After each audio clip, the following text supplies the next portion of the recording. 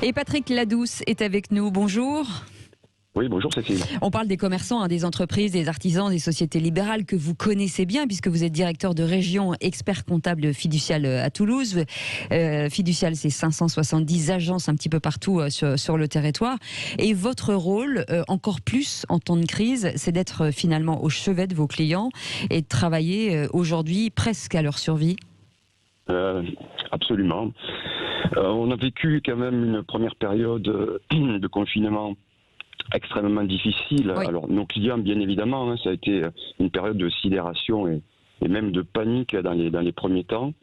Les gens fondaient beaucoup d'espoir sur une reprise qui effectivement s'annonçait plutôt intéressante et plutôt optimiste. Positive, et puis ce second confinement, évidemment, vient un peu casser cet élan-là. Et notre rôle dans cette situation est effectivement encore plus important. Il l'a été lors de la première phase. Il est encore plus aujourd'hui parce que les gens... alors, toutes ces situations ne sont pas égales. Non, mais bien sûr, bien sûr. Mais vous avez un rôle très important d'accompagnement, de communication, parce que souvent les petites entreprises, les commerçants, on le voit, se sentent isolés. Et c'est vrai que votre appui est primordial à ce moment de l'année. Nous avons un rôle essentiel parce que ces petites entreprises n'ont personne d'autre que nous pour connaître les règles, notamment des aides, pour connaître leur situation financière, leur situation de trésorerie. Et donc là, le rôle de l'expert comptable et des collaborateurs que nos clients ont en permanence en ligne est primordial, est essentiel. Et effectivement, nous sommes attachés, malgré les restrictions liées aux mesures de sécurité, nous sommes attachés à être le plus présent possible auprès de nos clients. Est-ce que il y a des dépôts de bilan à déplorer chez vos clients? Est-ce que vous avez réussi à justement les garder à flot aujourd'hui? Alors on va dire aujourd'hui que on n'observe pas pour l'instant, chez les petites entreprises un afflux massif de situations de ce type. Pour une raison simple, c'est que les aides qui ont été mises en place, l'ensemble des aides, qu'elles soient liées à des prêts, qu'elles soient liées à des mesures de report, d'échéance, etc., ont permis aux entreprises, pour l'instant, de vivre à peu près correctement jusqu'à aujourd'hui. L'inquiétude, elle est plutôt pour les mois qui viennent, et notamment pour les activités qui n'auront soit pas assez de trésorerie, ou bien pour lesquelles les fermetures dureraient un petit peu plus que, par exemple, là, jusqu'à début décembre. Oui, il va falloir relancer ces entreprises parce qu'il va y avoir un rebond pour les petits commerçants. Il va falloir gérer justement cette après-crise psychologique aussi et financier. Est-ce que vous avez l'impression que finalement les aides de l'État sont suffisantes pour passer cette crise ? Je crois qu'il faut conscient que les aides de l'État sont considérables. Il y a un effort sans précédent qui a été fait. La difficulté de ces aides, c'est qu'elles sont évolutives et que je dirais que c'est un peu un maquis. C'est toujours présenté, ou en tout cas les dispositifs sont toujours présentés comme quelque chose de simple. Alors ça peut l'être pour nos clients et notre rôle justement c'est de le rendre simple pour nos clients.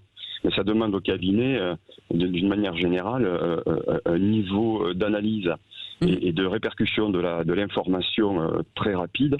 Et c'est un travail du quotidien, c'est un surcroît d'activité pour nos cabinets. C'est aussi une difficulté. Il faut aller vite et en même temps faire bien. Beaucoup de commerçants aujourd'hui, ou en tout cas de petites entreprises, nous parlent d'un problème d'uniformisation des organes bancaires sur les procédures.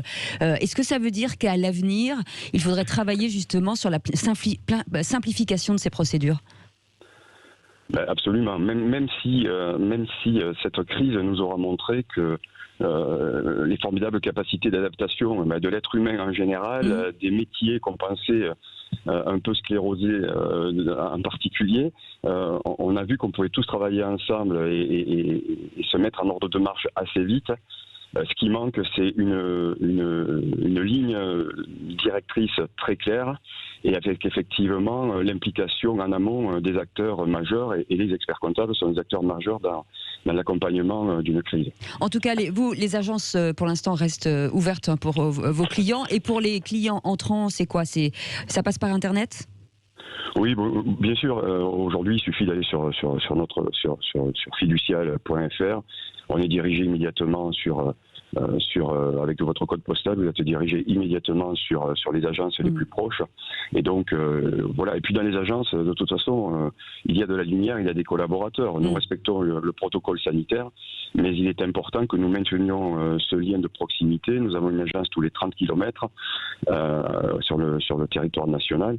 Il est important que au-delà de la présence téléphonique, Internet, etc., il est important qu'il y ait une présence physique. Nous organisons dans nos cabinets des roulements de manière à ce que si des clients sont amenés à passer ou des nouveaux clients étaient amenés à venir prendre des renseignements, ils puissent être accueillis par quelqu'un et dans de bonnes conditions. Oui, parce que l'écoute est tellement importante dans cette période. Merci beaucoup, Patrick Ladouze, directeur de région, expert comptable de Fiducial de Toulouse, 570 agences un petit peu partout sur le territoire. Merci d'avoir été avec nous. Dans un instant, on fait un point sur la météo et puis le journal de 7h et comme tous les matins, on déroule jusqu'à 10h. À tout de suite.